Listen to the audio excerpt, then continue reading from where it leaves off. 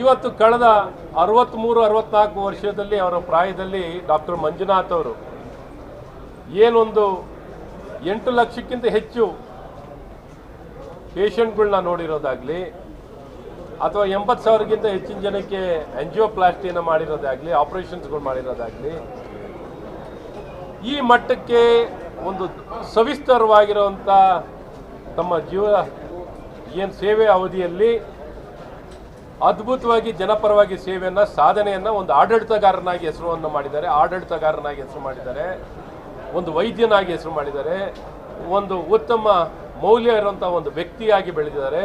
ಇಡೀ ಸಮಾಜ ಜಾತೀತೀತವಾಗಿ ಎಲ್ಲರನ್ನೂ ಒಪ್ಪಿಗೆ ಮತ್ತು ಮೆಚ್ಚುಗೆ ಪಡೆದಂಥ ಅಪರೂಪದ ವ್ಯಕ್ತಿ, ಪದ್ಮಶ್ರೀಯನ್ನು ಪಡೆದಿರುವಂಥವ್ರು, ಎಲ್ಲ ಸಾಲಿನ ಎಲ್ಲ ವಿಶ್ವವಿದ್ಯಾನಿಲಯದಿಂದ ಡಾಕ್ಟರೇಟ್ ಪಡೆದಿರೋರು.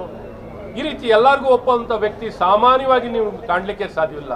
ಅಂಥ ಅಪರೂಪದ ವ್ಯಕ್ತಿನೇ ಡಾಕ್ಟರ್ ಮಂಜುನಾಥ್. ಹಾಗಾಗಿ ಸುರೇಶ್ ಅವ್ರಿಗೂ ಮಂಜುನಾಥ್ ಯಾವ ಹೋಲಿಕೆನೂ ಇಲ್ಲ, ಹೋಲಿಕೆನೇ ಮಾಡ್ಕೋಬೇಡಿ. ಸುರೇಶ್ ಜನ ನಿರ್ಣಯ ಮಾಡ್ತಾರೆ, ಜನ ಭಾಳ ಸ್ಪಷ್ಟವಾಗಿ ಹೇಳ್ತಾರೆ.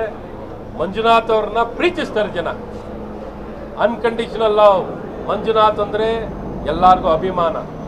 ಹಾಗಾಗಿ ಮಂಜುನಾಥ್ ಅವ್ರ ಬಗ್ಗೆ ನೀವು ಏನು ಹೇಳಿಕೆ ಕೊಟ್ಟಿದ್ದೀರೋ ಸಂಪೂರ್ಣವಾಗಿ ಒಂದು ದ್ವೇಷ ಆಧಾರಿತವಾಗಿ ತಮ್ಮ ಏನು ಹತಾಶರಾಗಿ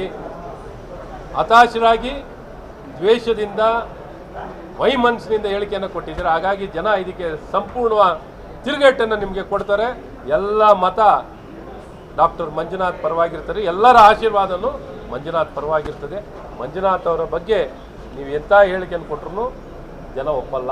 ಹಾಗಾಗಿ ನಿಮ್ಮ ವ್ಯಕ್ತಿತ್ವನು ಡಾಕ್ಟರ್ ಮಂಜುನಾಥ್ ಅವರು ನೀವಿಲ್ಲಿದ್ದೀರ, ಅವರ ಮೇಲೆ ದೊಡ್ಡ ವ್ಯಕ್ತಿತ್ವ ಸಾಧನೆ ಮಾಡಿರೋದು.